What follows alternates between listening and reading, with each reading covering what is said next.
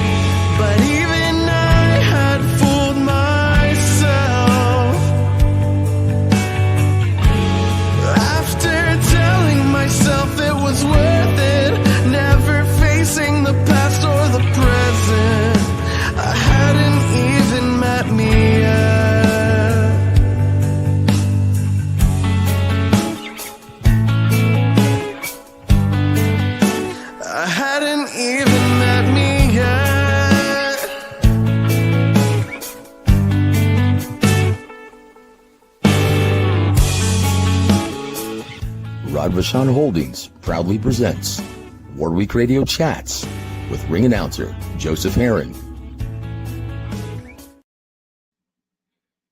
Guys, welcome. Happy Wednesday to all of you guys.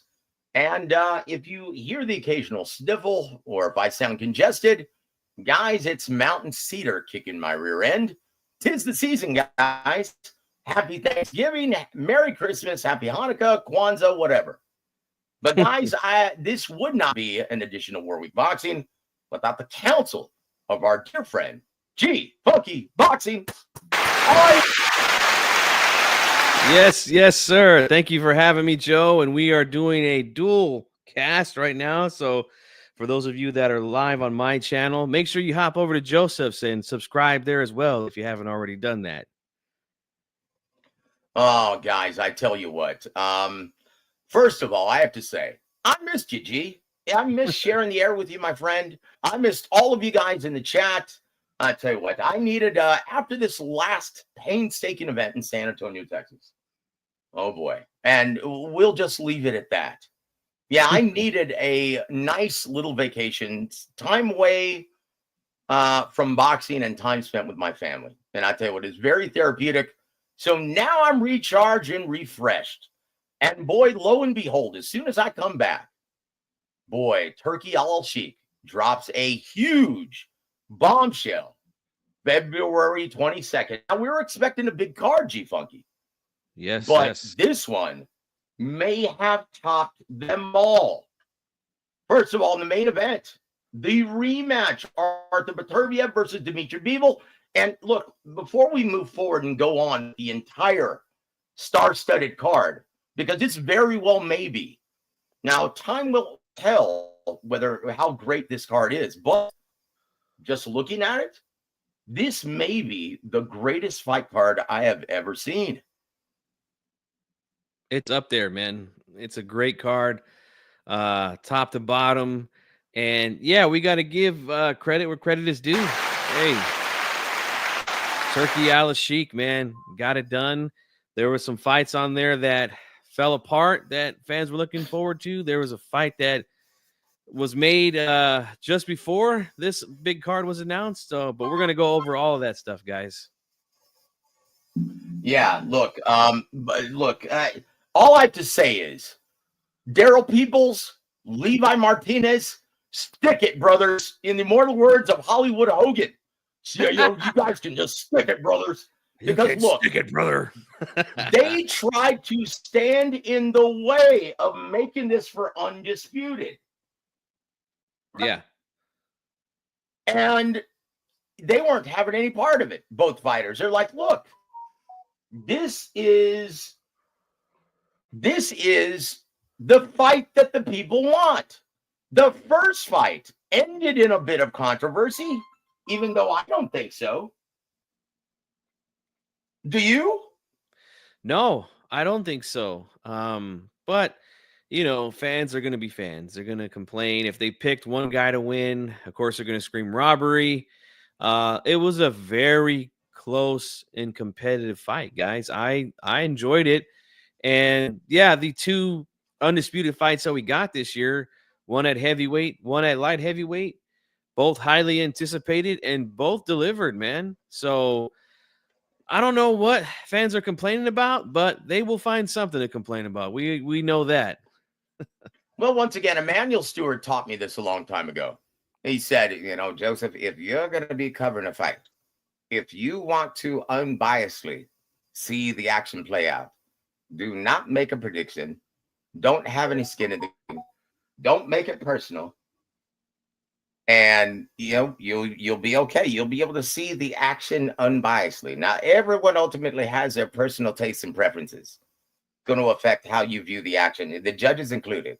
But if you're going to be calling a fight, if you're going to be writing about a fight, do not let your emotions get the better of you. And unfortunately, fans have not yet learned that. If they've got some skin in the game, if they're rooting for a specific fighter, like, let's just face it, Canelo fans, who do you think they were rooting for? Yeah, I know who they were rooting for. Yeah, they were rooting for Dimitri Bivol. It makes the Canelo loss seem that much more digestible. Right? Yep. So they were hindered their scope of reality. Now, once again, guys, this is all subject to interpretation. There is no objective way of scoring a prize fight, right? You can't look at punch stats, can you? No. Because someone playing Nintendo ringside, it doesn't, no, correct me if I'm wrong, but the last time I checked any kind of punch stat, it didn't take into consideration the effectiveness or the consequence of the punch landed. No, it sure doesn't. So why the hell do fans put so much credence in that? Because fans, look, they don't like to be wrong. Just like you said, Emmanuel told you, when you make a prediction, yeah, there's a part of you. And look, I'm not going to sit here and act like I haven't done it before. I made plenty of predictions here.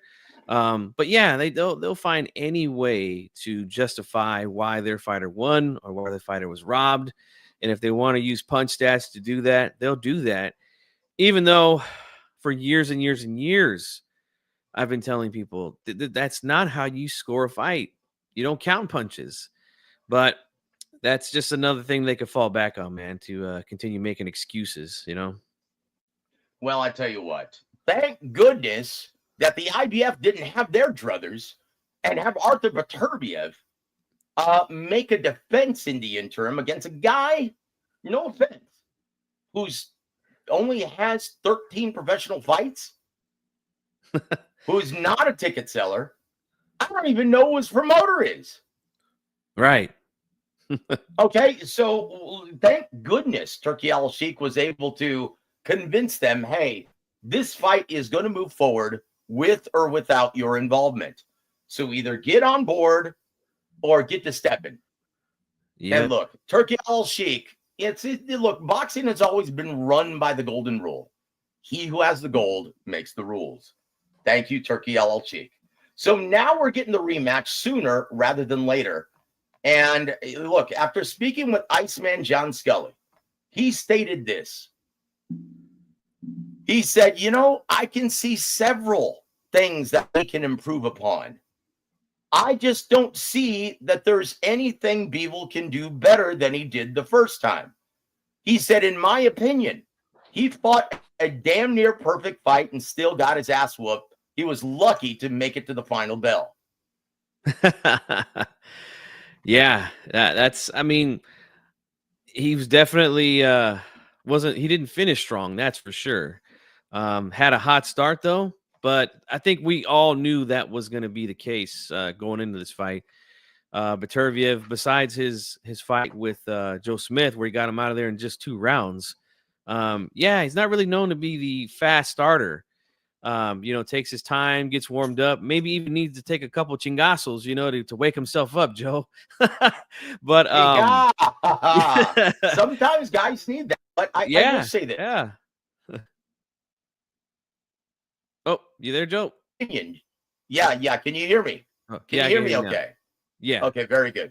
So, in my opinion, Both guys are elite. Both guys are special fighters. In my opinion, this is going to be another instant classic. Yeah. In my opinion, this is going to be another great fight because both of these guys are special fighters. In your opinion, G Funky, what does Dimitri Bivol have to do to get the decision this time? Or does he maybe need a knockout? No, I don't think he necessarily needs a knockout to win. I think he might have to, come out of himself a little bit more and, let the hands go a little bit more. Try to finish the fight a little bit stronger because in my opinion, I think that's what really kind of lost him the fight was that, down the stretch, was kind of looking like the guy who was, didn't break the tape, standing upright. Looked like he was struggling a little bit to get there. The relentless pressure from Beterbiev was starting to get to him and those devastating short shots that he likes to throw. But yeah, just, do more of the same like he did early. Keep the fight at distance, at range, using that fantastic jab and great footwork that he has. Maybe even sit down a little bit more on some of those shots. Try to, put a little extra sting in there, to affect Beterbiev. And, he's no spring chicken, man. He's just as old as I am. Look, if you remember, though, that's what got Bivol in trouble all the time when he got greedy and thought he hurt Arthur. He sat in the pocket a little too long. What happened? When you let your hands go against Arthur Beterbiev, there's going to be something coming back. And it's not going to feel good. Yep. And just, be in and out, be more in and out and set those shots up a little bit more effectively from the outside or mid-range where I think he definitely has the advantage. Just keep the fight there more, man. But Beterbiev, he's a fucking machine, man. He doesn't stop coming. And I'm looking forward to it, man. It's going to be a fantastic fight. Oh, it's going to be amazing, guys. And we're just getting started. The co-main event. Oh, boy. Daniel Dynamite Dubois versus Joseph Parker. Man. Now, look, a lot of people are saying, well, AJ, man, what a big fat willow, right? We're good Christian people here, brother. We don't cast aspersions. But look, let's just face it. A lot of fans are calling AJ a willow. Yes. And are they justified in saying that or not jumping into an immediate rematch with autistic power Daniel Dubois? Well, I guess because, he's gone into rematches immediately before. So I guess, fans who are saying that can be justified in saying that. But yeah, it was a tough fight for AJ the first time, man. I mean, he was hurt in the first round and never really recovered, man. So, and look, Eddie knows what he's doing, and I'm sure you're going to touch on that, Joseph, but Eddie knows what he's doing over there with AJ. So I think it was the right decision. Look, you're absolutely right. He does know what he's doing in the UK, right? In the States, shit. Dude, I do a better job with my club fighters in creating attractions, right? It's like, but in the UK, he understands. Protect your ticket sellers. Promotions 101. Protect your ticket sellers, right? Yes. Okay, so this is what Eddie Hearn probably told AJ, and is probably going to tell the media when they have the initial press conference, right? Well, look, I mean, Anthony Joshua, look how much he's done for the sport. He has absolutely nothing left to prove to anyone, not the fans, not anyone. He's a first ballot Hall of Famer. And my goodness, hasn't he done enough for boxing, especially in the UK? He doesn't have anything left to prove. And you know what? This should be his victory lap. Now, if you want him to take that immediate rematch, you have to check yourself and ask yourself, my God, are you sadistic? Have you gone mad? Have you gone mad? I mean, really? Honestly, that's exactly what he's going to say at the press conference. Yeah, and indeed. You know what? He's right. He understands. Look, we have a bigger money fight, win or lose. Tyson Fury after the 21st. He's gonna fight Anthony Joshua in the UK in front of probably 100,000 fans in Wembley Stadium. Yep, it'll be a big turnout again. Look! Welcome to the show, HLD. It's good to see you, my friend. Oh shit! Look at this, Adam. Sounds like Michael Caine. You know what, brother? Hey, happy Thanksgiving, my friend. It's good to see you at the last event, brother. But no, dude, come on. That is not Michael Caine. Now, look, I've been taking allergy medicine, so I might not be able to. But look, there's a difference, right? You weren't supposed to blow the bloody doors off. That's this is Michael Caine. And I failed you, Master Bruce. Now, can you hear the difference in that? Now, Eddie Hearn is more the Geico Gecko, right? That's more Eddie Hearn. I mean, really. I mean, look. This is absolute mastery in the ring. Devin Haney versus Sandor Martin. Can you hear the difference now? Shingal. Dude, not only did that sound like Eddie, but that's exactly how he would try to sell the public on a matchup between Devin Haney and Sandor Martin. Look, part of what I do is I'm a salesperson. So part of what I do, and so I know exactly what angle he would choose to sell that. No, look at this, Adam. Still Caine. You know what, man? You're lucky I love you, Adam. God bless you, brother. I tell you what, Adam's a special dude, man. Now, some might argue short bus special, but no, he's a great guy. I love Adam. He's a great guy. Let's say hello to our dear friends in the chat before we move forward, because I have a lot to say about this co-main event. Treetop Boxing, missed you too, my friend. Thank you, brother, for the well wishes and kind thoughts. Refugio, welcome to the show, sir. Yep, indeed, brother. Indeed. Jesus, saludos to you, my friend. And yes, it is an outstanding card, my brother.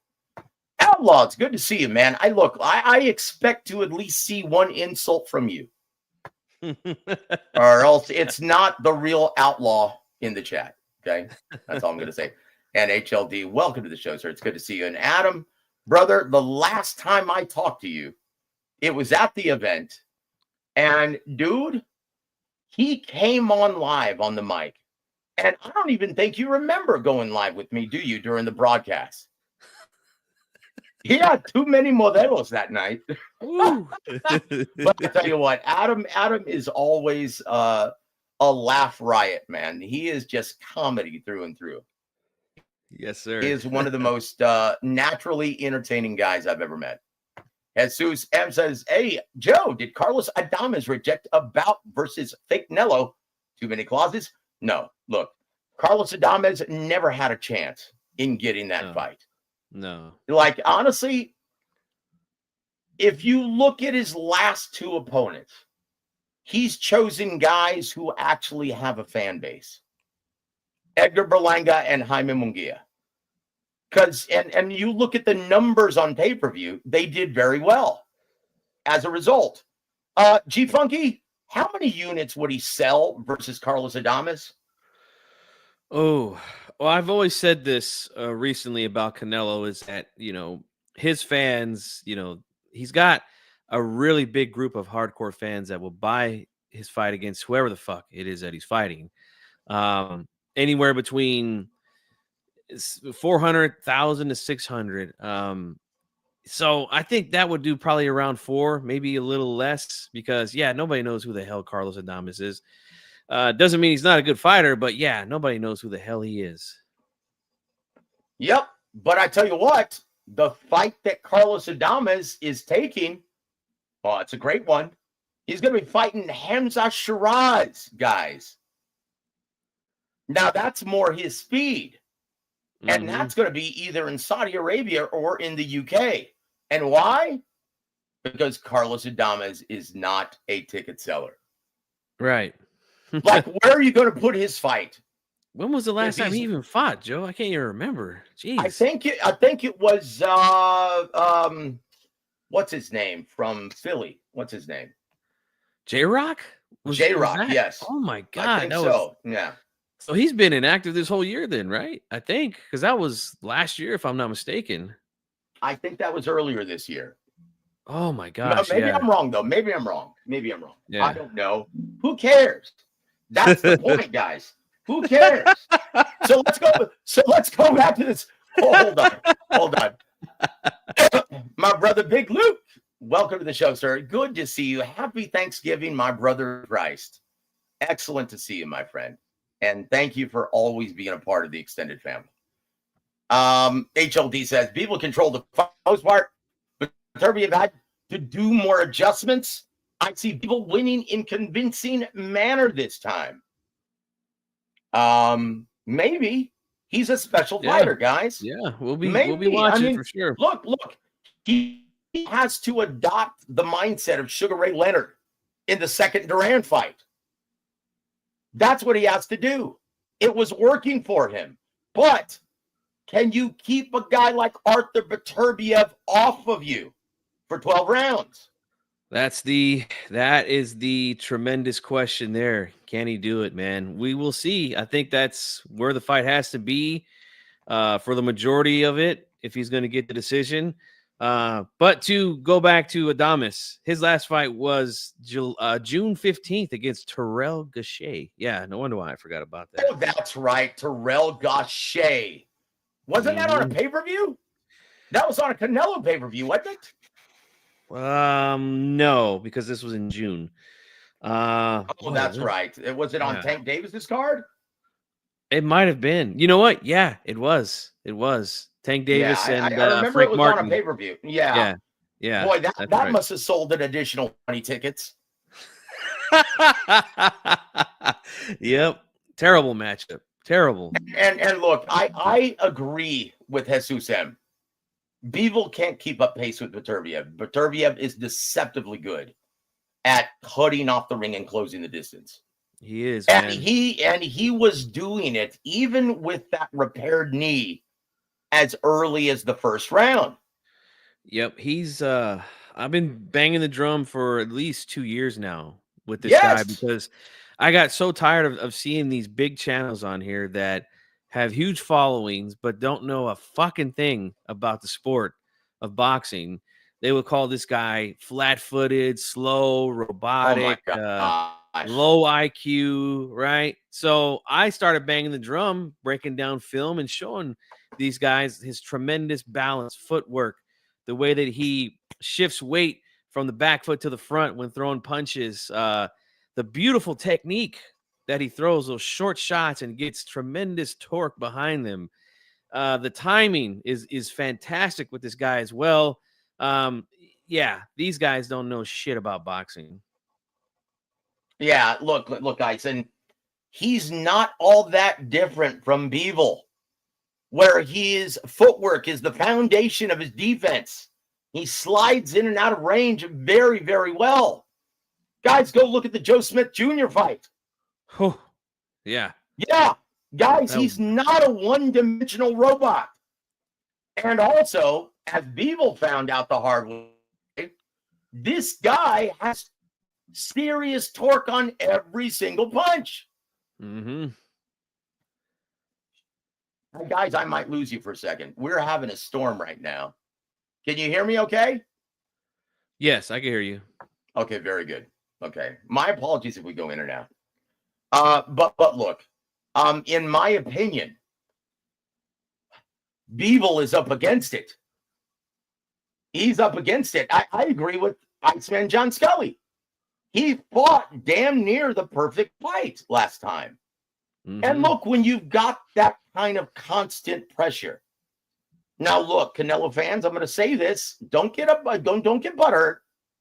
But Beterbiev is a different kind of pressure than Canelo Alvarez. Yes. right? This is a guy who doesn't have to load up on every shot to hurt you. Like BIVOL stated after the fight, this guy can hurt you. Every punch is heavy. Every punch is heavy. And look, don't discount the body work in the first half of the fight. In the immortal words of Teddy Atlas, he put water in the basement and it paid dividends in the championship rounds. That was the difference. He won the championship rounds, and you knew he would. He closed strong, man. And in a close competitive fight, yeah, man, that the championship rounds, man, they always stick out. In my opinion, BIVOL cannot get greedy this time. If he has success and lands clean, effective combinations, he's got to get out of there. He can't just sit and admire his work, or else he's going to price again. He's got to stick and move, and he's got to stick to that strategy. If he doesn't, they get knocked out this time. I agree. G-Funky, your thoughts? No, I agree. You know, it's a difficult thing to do, to stand there at mid-range and try to land some hard shots and get BIVOL's attention. Try to keep him a little more defensive minded on the way in. It's very difficult, man. Very, very difficult. But he's gonna have to figure out a way to do that without doing too much holding, which is something that I've been really, again, banging the drum about on my channel. But that might be the only way, Joe, that he's able to slow down this guy. If he does break distance, might have to start holding, or at least doing some clinching where he grabs the hands, turns them around and then gets back into open space. We'll see, man. We'll definitely be watching, because it's going to be another great fight, man. Like you said. Yeah, look, he's no cream puff. He's not pillow fisted like Paulie Malignaggi. He can get the attention of anyone. And in fact, he hurt Beterbiev several times in that fight. But like Iceman John Scully stated, he's never met a fighter that works as hard as Arthur. And when you're that well conditioned, even at his age, you're able to recover very quickly. And BIVOL found that out the hard way. Now, with Arthur being the effective aggressor, being the harder puncher in this scenario, can BIVOL win a decision? It's tough. It's going to be tough. He's going to have to box his ass off, man. Because I do agree with Iceman. He was fighting really, really good, especially in the first half of the fight. But yeah, he finished so poorly that's what stuck out in the judge's mind, and that's what won Beterbiev the fight in the long run, man. Yeah, look, if you lose a third of the fight, 10-11 or 9-10, 11 and 12, yeah, there's a very good chance you're going to lose, especially when you have that many close competitive swing rounds. Yep. And Beterbiev had a great game plan in which he closed those close competitive rounds out very strong, working the final 30 seconds. In my opinion, that's what won him the fight. I scored it 7-5, just like Teddy Atlas, just like one of the judges at ringside. Yeah, it was a close competitive fight, man. No robbery, that's for sure. No, that's poppycock. Come on, guys. So let's go back to the co-main event. Once again, you cannot fault Eddie Hearn and Anthony Joshua for bowing out of the immediate rematch with autistic power, Daniel Dubois. Look, once again, I called it, guys. I knew the upset was going to happen. I didn't know it was going to be that way. Brutal knockout where Anthony Joshua really was never in the fight. And look, HLD says this. I question that. AJ offensively is still an effective fighter. It's his chin condition. Okay. Look, I'm going to go back to Emmanuel Stewart. Look, he's got no legs underneath him. He looks like a shot fighter. Look, without your wheels, without that balance, without your legs underneath you, are you still an offensively effective fighter? He sure looked that way No. against Francis Ngannou, but that's Francis Ngannou. Yeah. No, the legs and the feet, that's the foundation, man.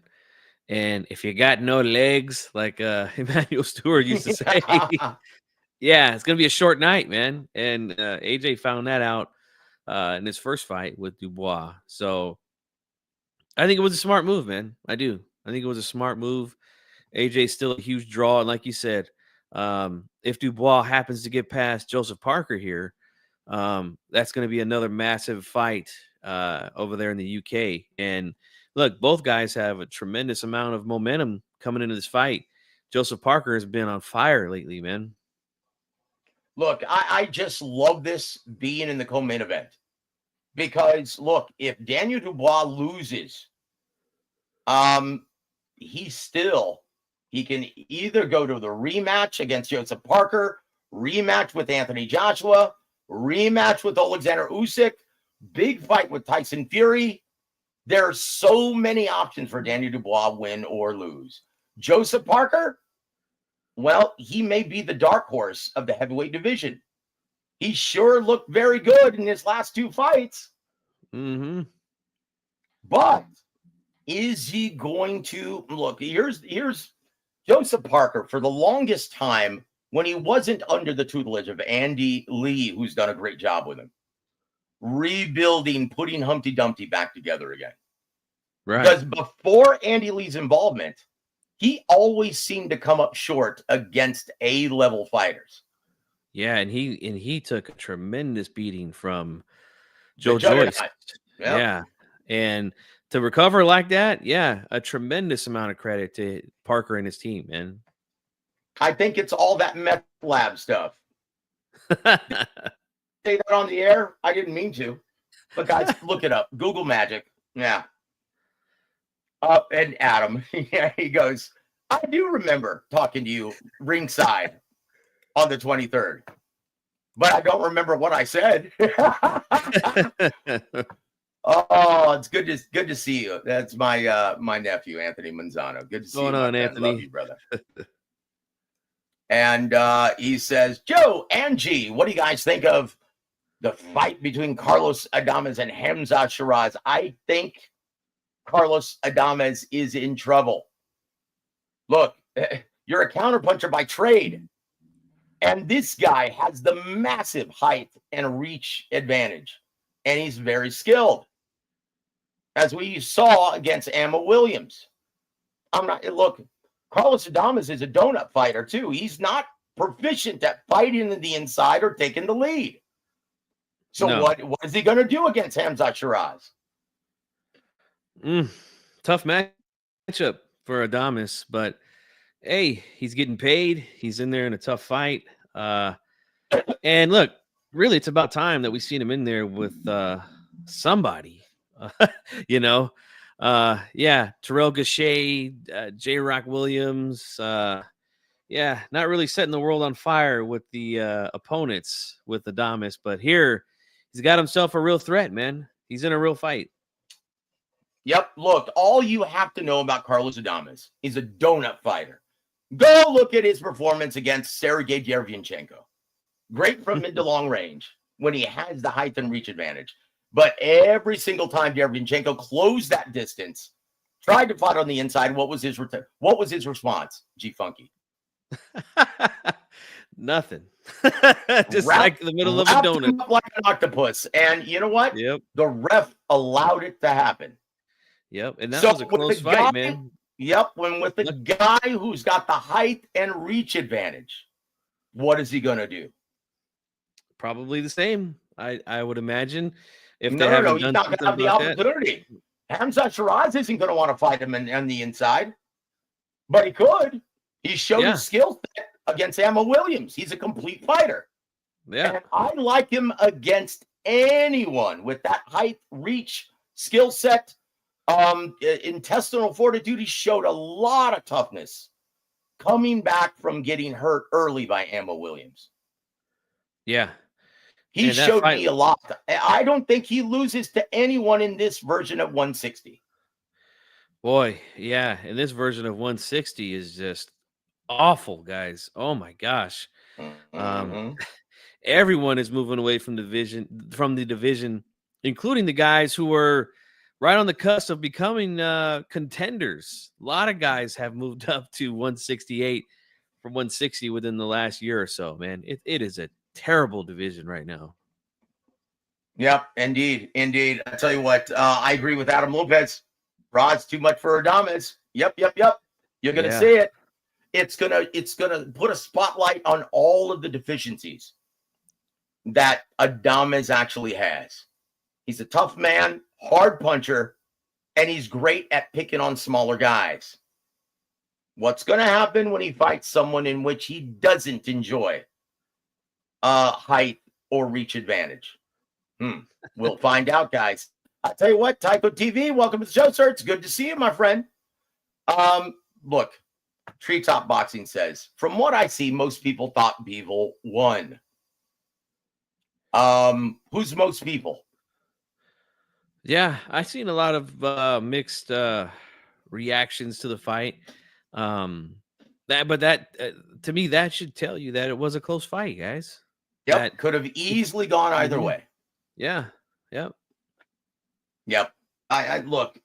This is a special fight between two all-time greats. You could plot either fighter in any era of light heavyweight division, and they would be just fine. Not saying that they would flourish like they're doing now, but they would be a part of the elite in any era. Look, correct me if I'm wrong. I don't remember Roy Jones Jr. fighting anyone like Arthur Beterbiev or Dimitri Bivol. Do you? No, there was no one in that division close to that at the time Roy was there.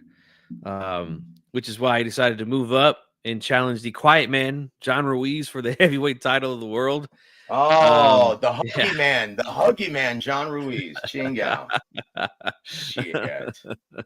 Oh, that guy was a plague on the heavyweight division, Chingao. And dude, Don King would always shove him down our throats on pay-per-view. It's like, dude, do we really have to see another John Ruiz card? I tell you what, man, in those late years of John Ruiz, the only entertaining thing about a John Ruiz fight was his trainer, Norman Stone. Oh, Stony Stone. I love it. I love it. Oh, that's great. My brother, Corey Brown from IOTBA. Good to see you, my friend. Happy Thanksgiving to you, brother. Steven, 4722. Good to see you, my friend. Welcome to the show, sir. And he says, Parker came in way too heavy against Joe Joyce. Maybe he wanted to, like, I don't understand that. Like, where you live against Joe Joyce. Well, now he's a different fighter. He was ruined by the Big Bang, which is going to come up later on. He's on this card as well. Let's move on, because honestly, we've got so much to cover, and we only have about 20 minutes left with G Funky. Yes. So look. Let's talk about the next one. And a lot of people have been discussing this. Shakur Stevenson versus Floyd Schofield Jr. Oh, holy boy. shnikes. Now look, G Funky. Initially, we talked about this, and I didn't like this fight for Floyd because he's nowhere near ready. But why did they make this fight? Why did Golden Boy allow it to happen? Well, it's a simple answer to that question. Is Shakur Stevenson is not the type of fighter that's going to put a beating on you, a sound beating for 12 rounds, or even stop you. So worst case scenario, yeah, he gets outpointed, gets pot shotted for 12 rounds, and then he learns all of his deficiencies in the ring during that fight, and hopefully he comes out a better fighter, learns something from that. That's really what Golden Boy is doing here with this, because you're absolutely right. He's not ready for this jump yet, but you know, his father and him, they really pushed for the fight. They were able to convince Oscar and Bernard to make it happen. even though they strongly disagreed with the choice. But it's happening, man. And we're going to see what happens here with Floyd Schofield. He's, in my opinion, he's still very raw, but a tremendous athlete. We see him training, doing all this crazy stuff on his Instagram. But, I would say for this fight, get in the lab with Ronnie Shields, who's, one of the best trainers that we've ever seen. And, learn and work on a strategy with him. That's your best chance at pulling the upset here. What are the chances of that happening, G Funky? Oh, slim to none, man. Look, Adam knows his manager, Mike Miller. And I'm sure Mike Miller is going to insist that he spend the next 8 weeks in Sugar Land, Texas. Mhm. Because that's the only chance he has of winning this fight, which is slim and none. Now, I know what Golden Boy was thinking. It was just like the Canelo fight with Floyd Mayweather Jr. I was working with Don Chargan and Golden Boy at the time. And Don was like, I don't like this fight for Canelo. But I know he's not going to get knocked out. And he's not going to be completely embarrassed. Okay? So it's not really going to diminish his level of attraction. And we'll see exactly what he needs to work on moving forward. I think it's the same logic moving forward with Floyd Schofield. Yeah. And look, what else are you going to do with him? He's not a big ticket seller, not even in San Antonio. Nope. So, yeah, it's they just decided to roll the dice, man, because like you said, most of us, we all know that Shakur, as good as he is, he's very, very much on the safety side first and will remain that way. He doesn't give a shit if every fan in attendance boos him, curses him out while he's playing it safe and doing one punch at a time and moving all around the ring. He doesn't give a shit.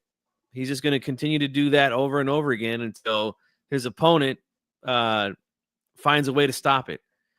And that's going to be the hard part for Schofield to do. So I anticipate a very boring fight in that fight. I hope I'm wrong, though. I do. I hope you're wrong as well, but you're not. Dude, I mean, come on, dude. This is going to be like Edwin De Los Santos Part 2. Whew. Gosh. Yeah, I said it. Look, JD Spades, welcome to the show, sir. It's good to see you, my friend. And Kid Austin will more than likely be making a career high payday of at least $2 to $3 million. Yep, at least 7 figures for this fight. Yep, huge bump in pay. So hey, got to give him credit for that too. Unlike Frank Martin, you do not turn down title opportunities. Right. And then sit on the shelf for all dude. that time and then get knocked the hell out in your next fight. So yeah, he looked like Thriller at the weigh-in, didn't he? Oh, dude, looked terrible. Terrible. Dun dun dun dun. You know what I think is going to be a good thing from this, Joe, from this matchup is because like many father trainers and a lot of young fighters these days, they like to use the sparring stories to create excitement amongst the fans. And, fans seem to love that for some reason.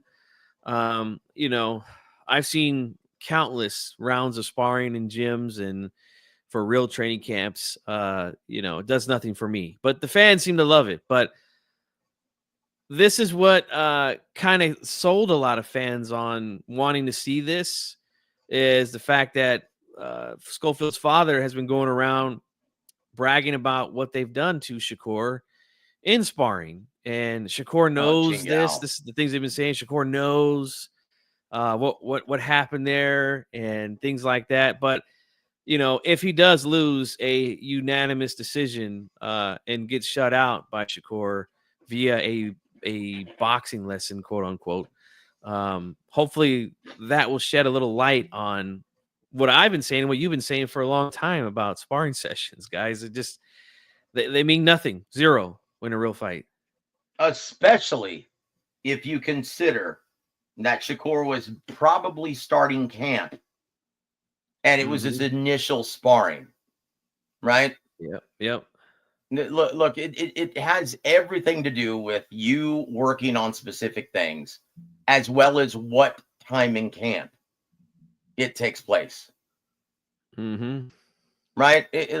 Once again, guys, don't look too far into this. Don't be like your average Joe fan, right? Don't be like Joe Sixpack. Let's just face it. These are guys who buy into that shit, still believe that Devin the Dream Haney is one of the best fighters in boxing. And I say that respectfully. Yeah. Okay.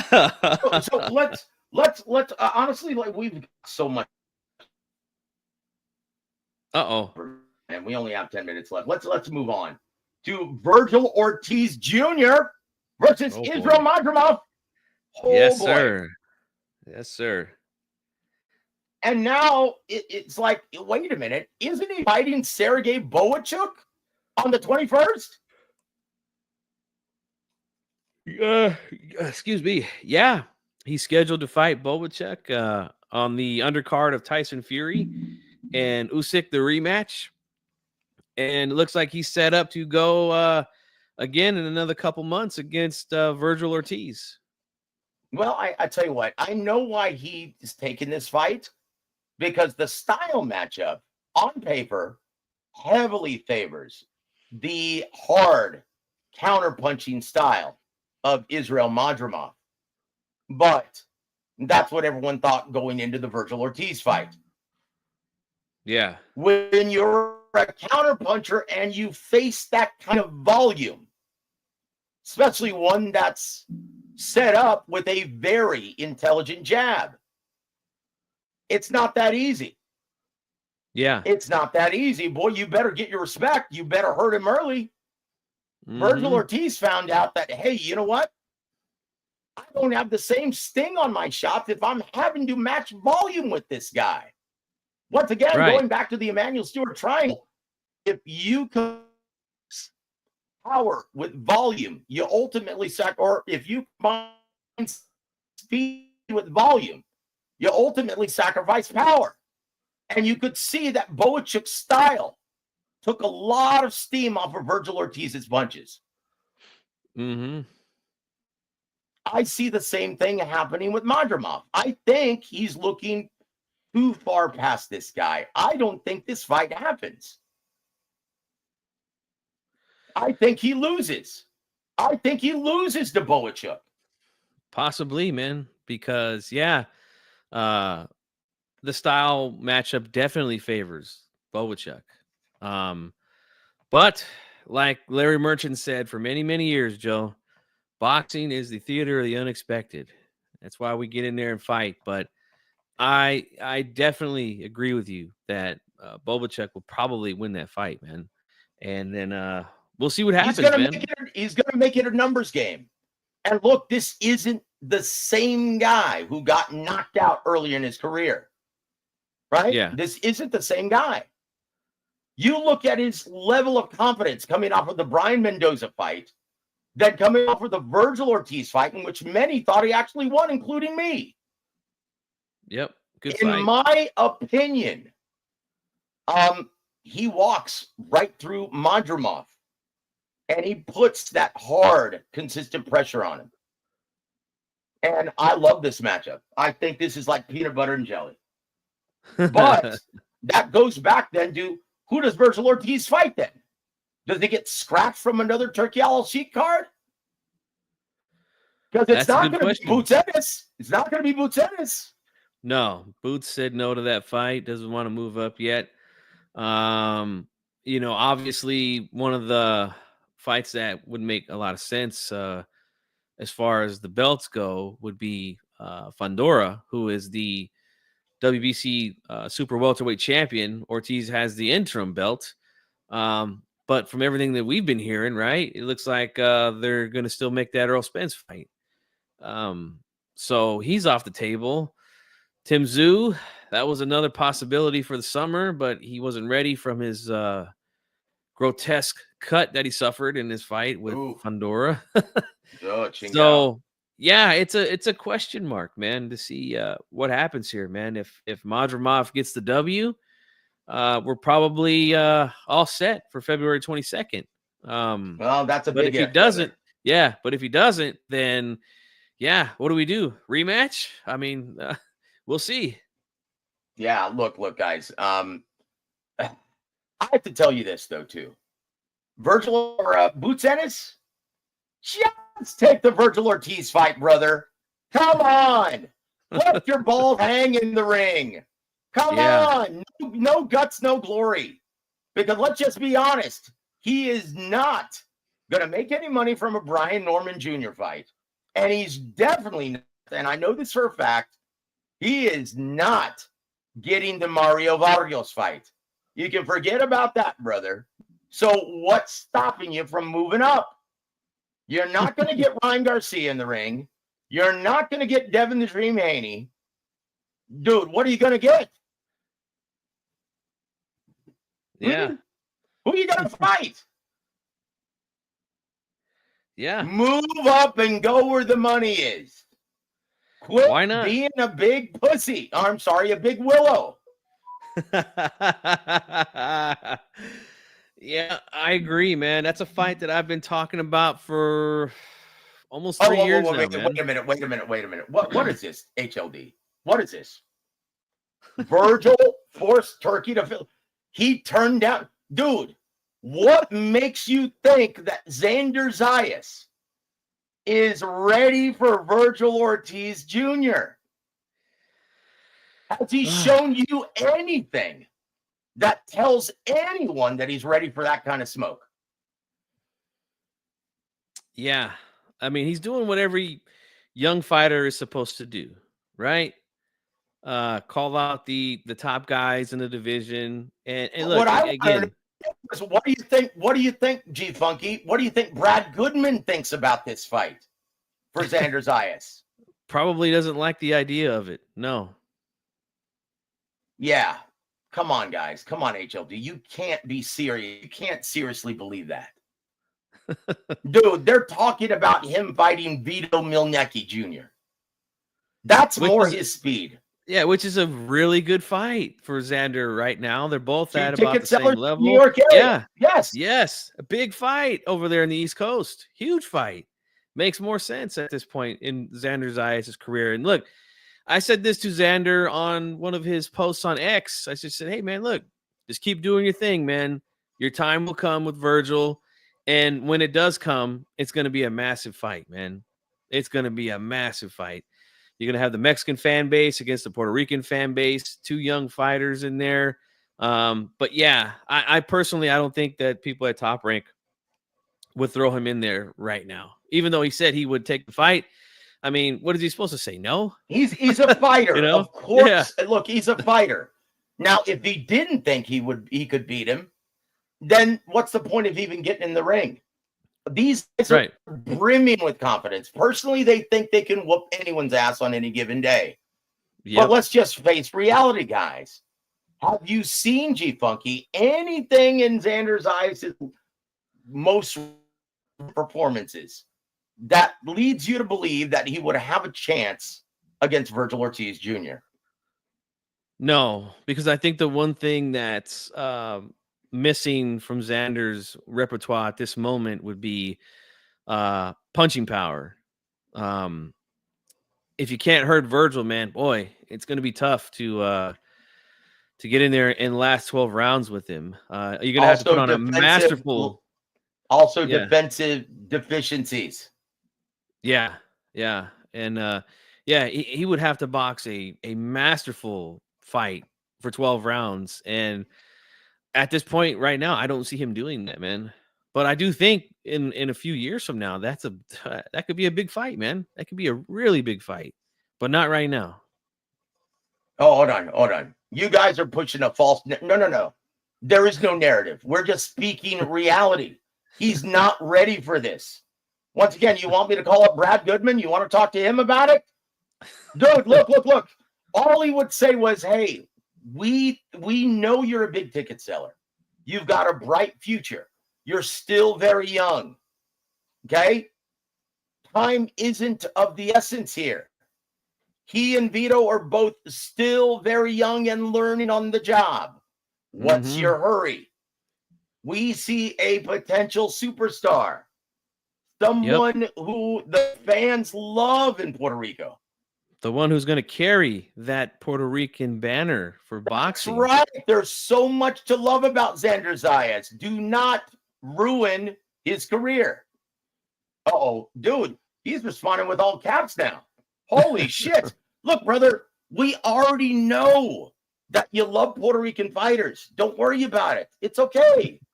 It's okay for you to love Xander Zayas. But look, dude, he's not ready. He's not ready. Yep. You thinking he's not ready, it's not the same. Okay, whatever. Turkey also offered Jared Anderson the Martin Buckley fight. How did that turn out, brother? Yep. Top Rank was pulling their hair out at the result of that fight, and then they'd probably be doing the same if they decided to throw young Xander in there, man. It might end the same way, man. Yeah, dude. Honestly, damaged goods. Jared Anderson will never be the same again. Look, how many heavyweight fighters have you seen? Hold on. Dude, this is getting tiresome. Who cares? Look, honestly, I want to see even money matchups. Now, if you were the handicapper, G Funky, where would you start the betting line for Xander Zayas versus Virgil Ortiz Jr.? Oh, yeah, Virgil would be heavily favored in that matchup right now. At least 5-1. Guys. Yeah, at least Xander would probably open, around a plus 500, I would say. He's just not ready right now, man, for that fight. It's so not if time, anyone's man. being a manager, now once again, keyword fan, it's you, brother. Stop it. Okay? Stop it. We're in this business, right? Okay? We want to see even money matchups, especially if you're going to be paying the kind of coin that Turkey Al Sheikh is paying. Do we want to see another Murtazalia versus Tim Tszyu? No, we don't. No. Oh, you there, Joe? So, brother. Oh, yeah, I'm right here, man. So just put that away, HLD. Dude, don't get your panties in a bunch, bro. It's okay. He doesn't like to be wrong. That's what it is, man. But we love you, HLD. Most fans are that way. But once again, we don't have a dog in the hunt. No, we don't get pom-poms for anybody, dude. Okay? So just relax. The only thing we're interested in, HLD, is the health of boxing, man. We want boxing to do well. And in order for boxing to get back to its heyday, we need stars, bro. And look, Xander Zayas comes from an island rich with boxing history and all-time great fighters, man. He's that next guy that they want. They want him to be the next guy in that group of great fighters from Puerto Rico, man. Yep. Putting him in there with Virgil Ortiz right now, that would put a serious halt to that train right now, man. It would ruin him. He's still young and he's still learning on the job. That fight could happen. I'm happy waiting for that 2026. And it'll be a huge fight at that point, especially if Virgil keeps winning the way that he does, man. Huge fight by then. But right now, no. Melnecki, that's a fantastic matchup for him. And Melnecki as well. Yep. And that's what Top Rank is. Oh my gosh. Now we're getting the resume argument. Oh boy. Chingao, dude. First off, that's not true, but look. This is one thing, and you always know when a fan is talking because they bring up the resume shit. Look, guys. Look, in the immortal words of Emmanuel Stewart, look, resumes, records, and trinkets are for fans, writers, and network executives who don't quite understand what they're looking at in the ring just yet. Yep. Because resumes are largely contingent on, one, your level of attraction, and two, who's your promoter? How many TV dates does he have? Exactly. Okay, so once again, resume is contingent on opportunities received. So just Stop it, dude. Stop it. You sound like a damn fool now. Okay, just stop it, HOB. It's Stop nowhere it. close to the equal of Zayas right Dude, now. Just stop it, dude. Stop And that's it. no knock on Xander. You know, that's not his He's fault. still learning on the job. Yeah. Dude, how many 10-round fights has he had? I don't think many. Maybe a couple, right? Since yeah. Look, guys. Give me someone who he's fought at the level of Sergey Boicha. Nobody. Not even Vasquez. And that's by design. That's by design, guys. Mm-hmm. Okay? Once again, that says it all. That means Brad Goodman understands what he sees in the ring. He's not ready. So stop it. This idea that Virgil turned down Xander Zayas, holy shit. You can't make this shit up, G. No, I know. Okay, guys, let's move on because we're already 60 minutes man. in. I know, and God bless you, brother. Hey, wave those pom-poms and wave that Puerto Rican flag high, man. God bless you, brother. We love you, man. We love that. So moving on. Holy shit. Zhilei Zhang versus Ajit Kabayel. Oof. In my opinion, this has the potential of playing out almost identically to the Joseph Parker fight. Possibly, man. Yeah. And Zhang, oh man, he was so close, man, a couple of times to getting that big shot, or at least getting well, I should just say, getting that big shot at one of the champions at heavyweight. He's up there in age now. We'll see what he's got, man. The big Chinese heavyweight, he can box, man. He's got some skill. He's shown power. He's very big, but I have to agree with my man Steven in the chat. Yeah, the one thing that he's lacked since he's turned professional is, the gas tank has not been there down the stretch. But he's had some good fights. He's had some fantastic knockouts, and another tough fight here, man, for the vacant interim title. Joe, what is it? The WBC, or is it I can't. I don't know, and I don't care. Yes, the interim WBC. It doesn't even matter. Interim WBC. What the hell does that mean? Right. So who cares? Look, this is a great matchup.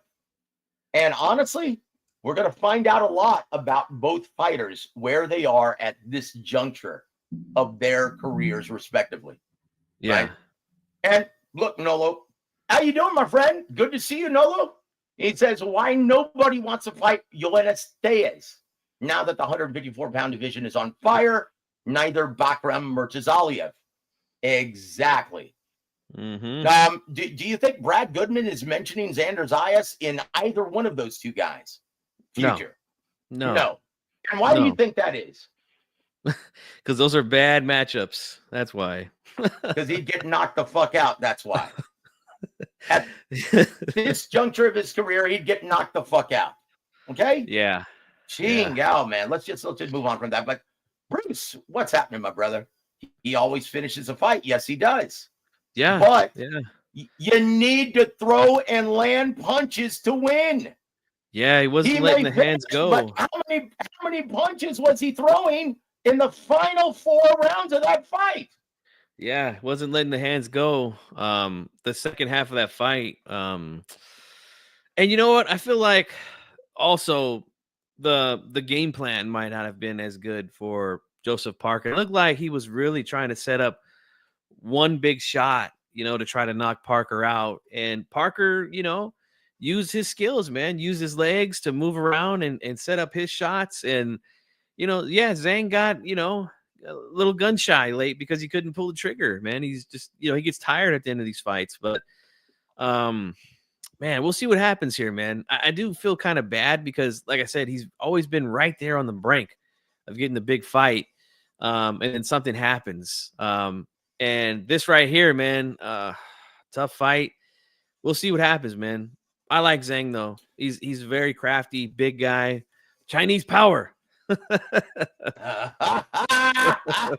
Woo! Oh, quarter pounder with cheese, the rocks. Woo! Let's just face it. He had his opportunity. But look, just like the late, great Corey the Sniper Sanders, he's a 6-round fighter. For those 6 rounds, though, look out. Jim Caballel, this isn't Frank Sanchez. This isn't Frank Sanchez. Brother, if you try to let your hands go with regularity against Zhilei Zhang, well, he's going to have something coming back for you. Yes. Brother, in my opinion, this is once again the handiwork of the IBF, isn't it? No, WBC. That was Martin Bacoli. You're right. Yeah. Martin Bacoli and Ajit Caballel. In my opinion, dude, why aren't we seeing Zhilei Zhang versus Martin Bacoli? Yeah. Should be a fight. Yeah, that should be the fight. I'd rather see that fight, guys. Come on now. But this is a great fight nonetheless, in my opinion. And let's just bypass Joshua Buatsi versus Callum Smith. Who cares? That's the reason why they're opening up the bout at 175. No offense to the 10 Joshua Buatsi fans. But look, there's a reason why he's trying to move down. There's a reason why he's competing at 75. Yeah. Okay. Once again, this is fine. May the best man win. Yeah. Do we before we let you go, G Funky, do you want to talk about this weekend? Do you have something to promote this weekend? Oh, absolutely, man. And I've announced this the last couple of times I went live on my channel, and I'm live on my channel now as well as Joseph. So yes, sir, in Rancho Cordova this Saturday, guys. If you're in the Northern California region, come on out to Mr. Tequila Sports Bar and Grill. I will be doing a live podcast from there for the 2 rematches on the ESPN card. Rafael Espinosa and Robesi Ramirez, and headlined by El Vaquero Navarrete versus Oscar Valdez. 2 rematches, guys. And yeah, that Espinosa and Ramirez fight of the year in 2023. Can't wait to see it again, man. I'm looking forward to this one, guys. So if you're in the Northern California area in Sacramento, come on out. Yeah, I tell you what, guys, Mr. Tequila. Vaquero Navarrete. Woo! Emmanuel. Oh, chingao, man. You know what? And we were talking about that before the show. Let's end it with this, man. And look, Richardson Hitchens versus Liam Perro. Right? Oscar said Eddie didn't like kangaroo meat. Yeah, well.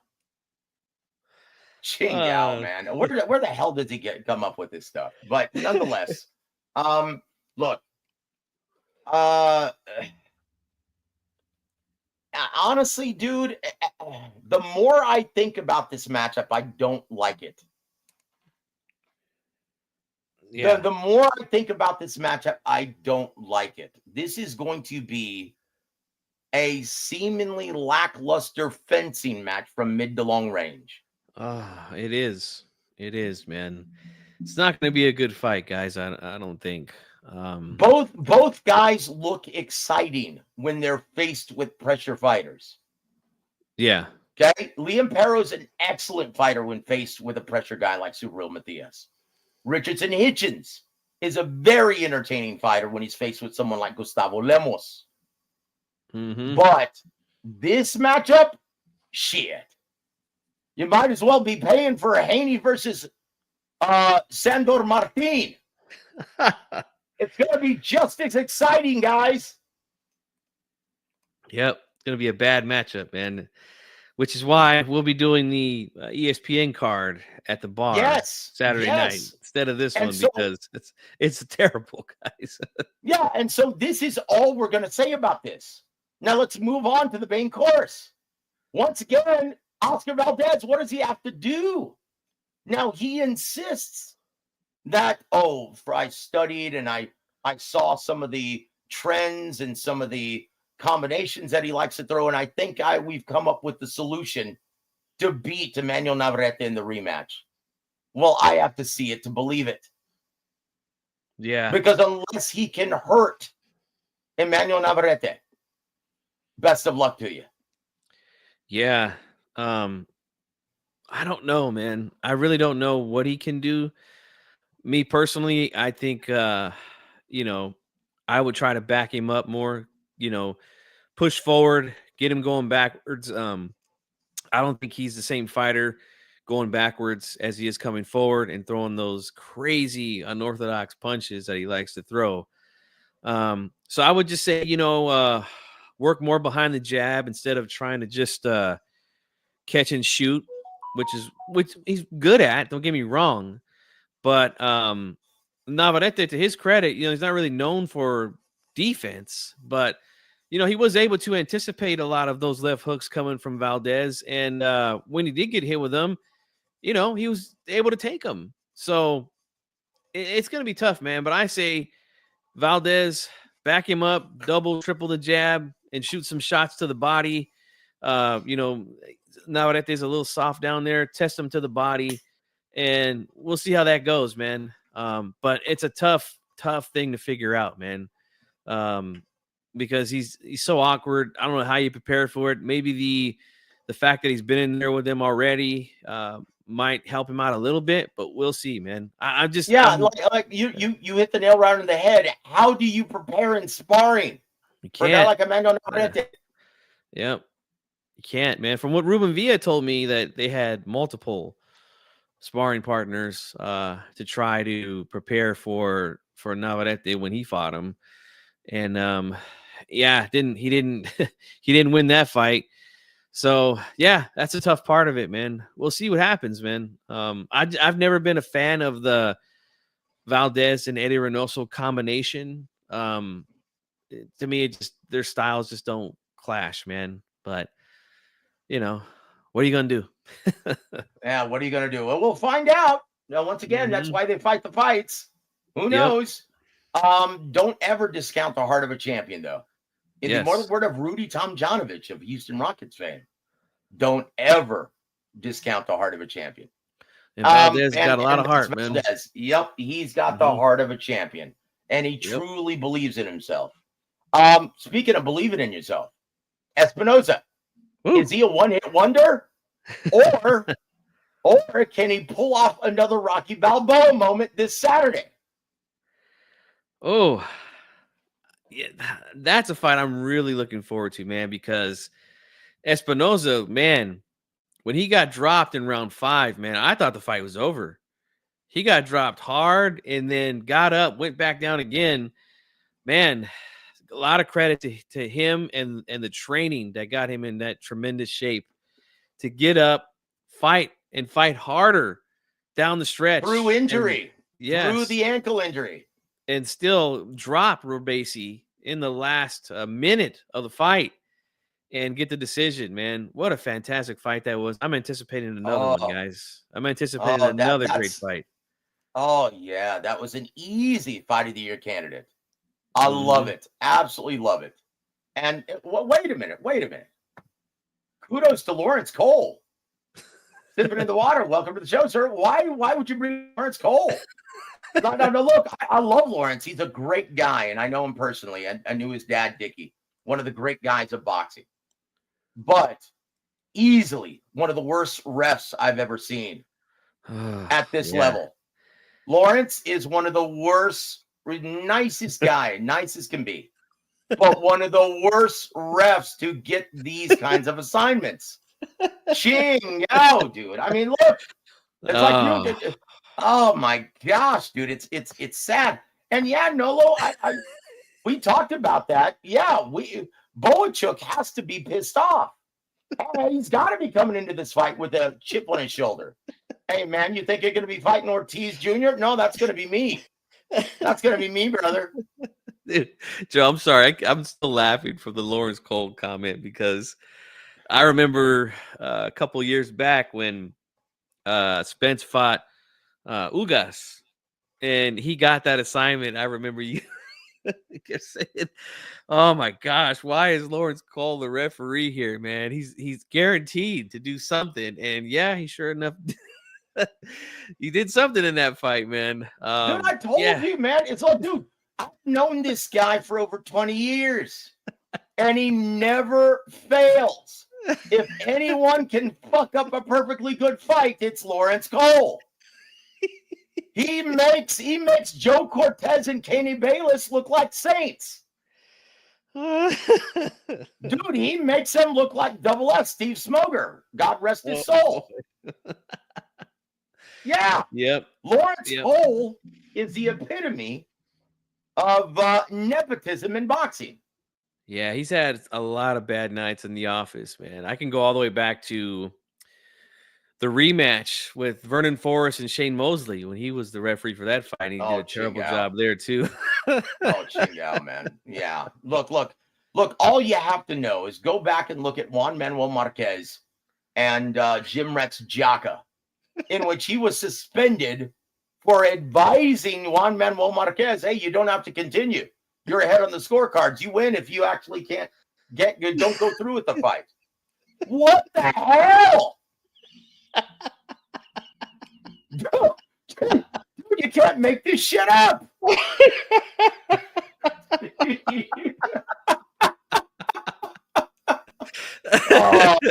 The Lawrence Cole hour, ladies and gentlemen. Oh my God. Don't even get me started on Salido Lomachenko. Holy shit. Oh, dude. gosh. Apparently, there was no such thing as a low blow or a shot behind the head.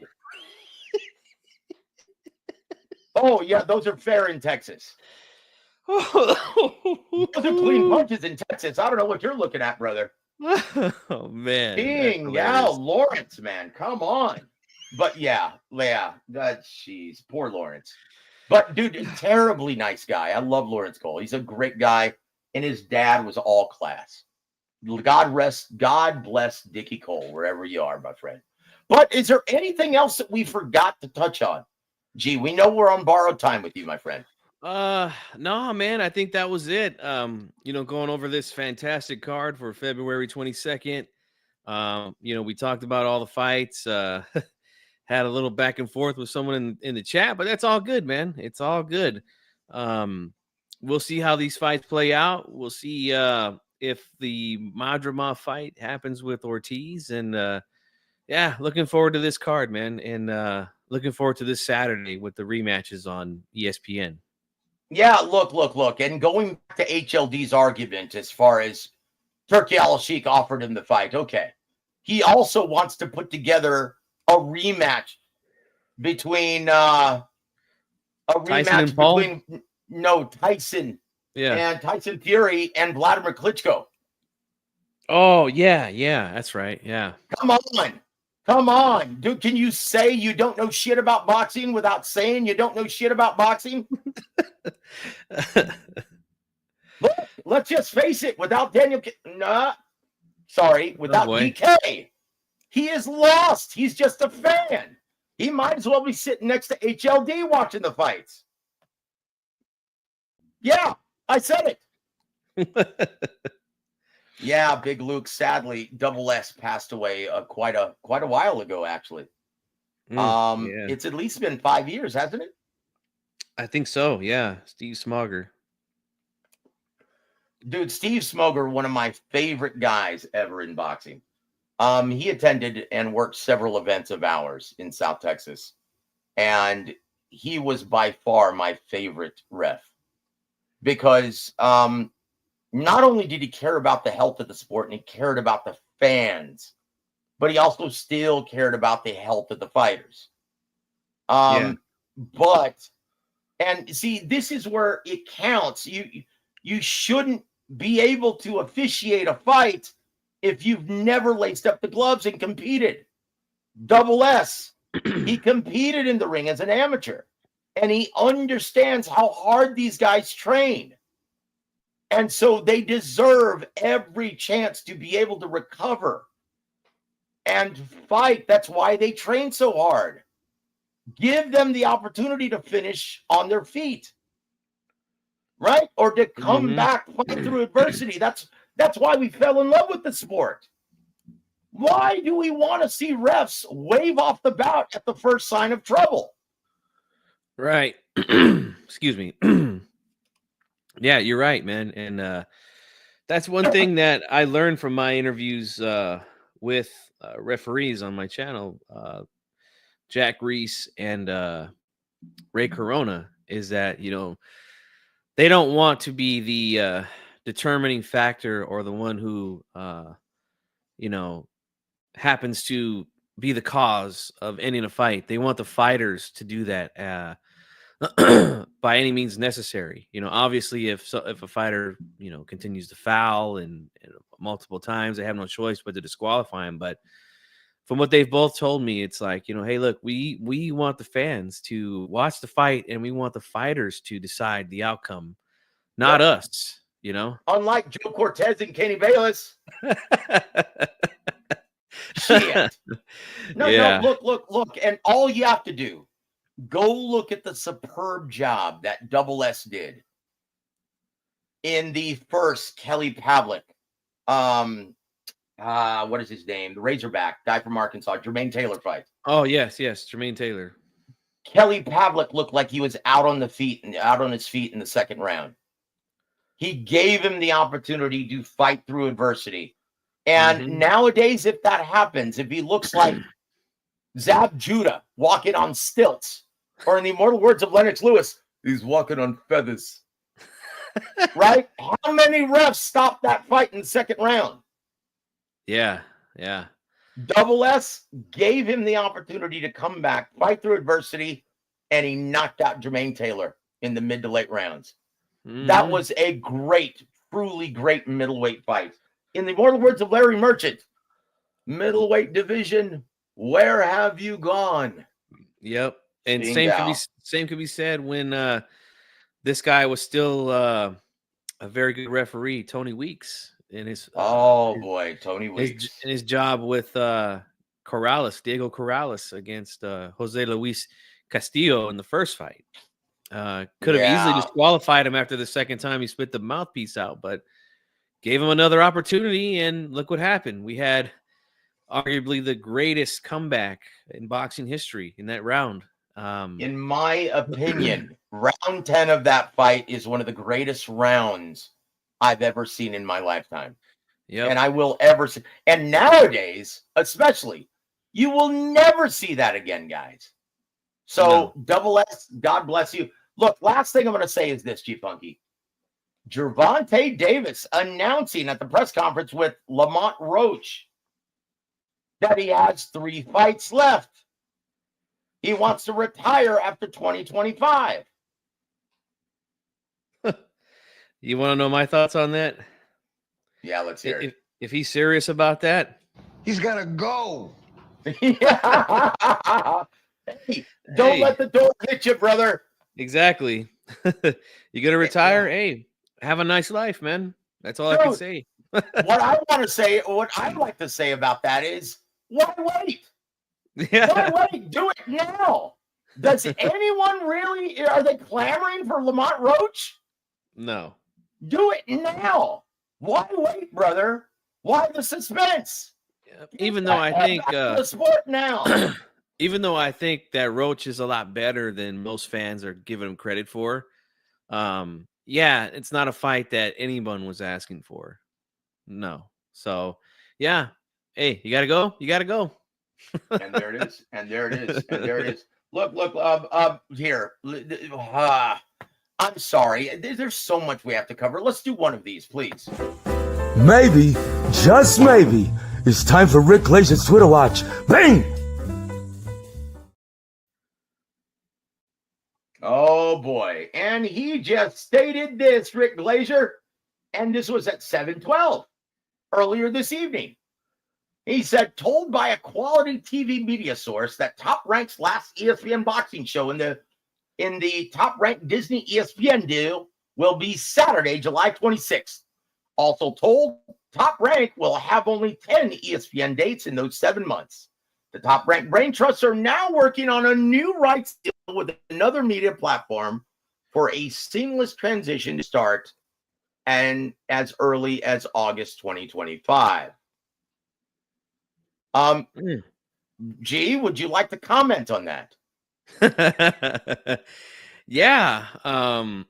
we have to agree with what our brother Rick Glazer just said there in that tweet. And the transition, the smooth transition to the next network, it's going to be big, guys. Big. And I'm excited for it. Joseph is excited for it. And when you guys hear the news, you'll be excited for it as well. So, yeah. Yep. Disney's out of the boxing business, it looks like, and they'll be moving on to a bigger platform. Yep. And there it is. And there it is. Lou, we would be remiss if we did close the show wishing our condolences to the family and friends of Israel Vasquez. Oh, my gosh. Oh, boy. Yeah. I'll tell you what a warrior. He gave his life for this sport. And you know what? Cost him his eye. This is a warrior. This was a guy who participated in 3 of the greatest fights I will see in my lifetime. Yep. And that was his, oh my gosh. Look, I'm going to call it a trilogy. I don't even count the 4th one because he was a blind fighter at that time. But his trilogy with Rafa Marquez was absolutely breathtaking. Yes, I agree, man. Those fights were fantastic, unbelievable, sensational, outstanding. I mean, all the words you could think of. Those fights everything you love about boxing. That's it, man. And especially that second fight, since we're talking about Israel Vasquez. Oh my gosh. Suffered 2 terrible cuts early in that fight. And then, gets the stoppage over Rafael Marquez. What a fantastic fighter this guy was, man. Like you said, man, gave pieces of himself to the sport, man. And unfortunately, he's no longer with us, man. So rest in peace to the warrior, Israel Vasquez. Was it the 3rd fight in which he was down on the scorecards and needed a knockdown in the final round? Yeah, that is it. Oh my gosh, dude. Yep. That was incredible. And, and I hate to say this, but I'll never forget Al Bernstein's commentary on it, right? Conceivably he needs a knockdown or multiple knockdowns to even, make this competitive on the scorecards. And oh my, he looks he's kidding. He looks like he's trying to get the knockout. Oh my. Look, as much as I can't stand Snagglepuss, it took his breath away as it did ours. All 3 of those fights were breathtaking, guys. And that's why we became fans. That's why we fell in love with this pastime. So to any of these guys who think that they're worth more than they are, they should all go back and watch Rafa Marquez versus Vasquez. Yes, sir. And maybe they'll learn something about what made this sport great. Yep. Shakur? Indeed. Shakur, you need to watch that and take some notes, brother. Let your balls hang again. Or when you fight Floyd Schofield Jr. on February 22nd. That's all I have to say. But anyway, your parting shots for our listening audience, my friend. No, hey, guys. Thanks for tuning in. We always appreciate you guys for being here. Don't forget to hit the like button on my channel as well as on Joseph's channel. And if you're new to both channels, subscribe. All right. And indeed, rest in peace to Israel Vasquez, man. A true warrior. I tell you what, and look, I would be remiss if I didn't say this. Just like Emmanuel Stewart, his ability, his threshold for pain really got the better of him this time. Look,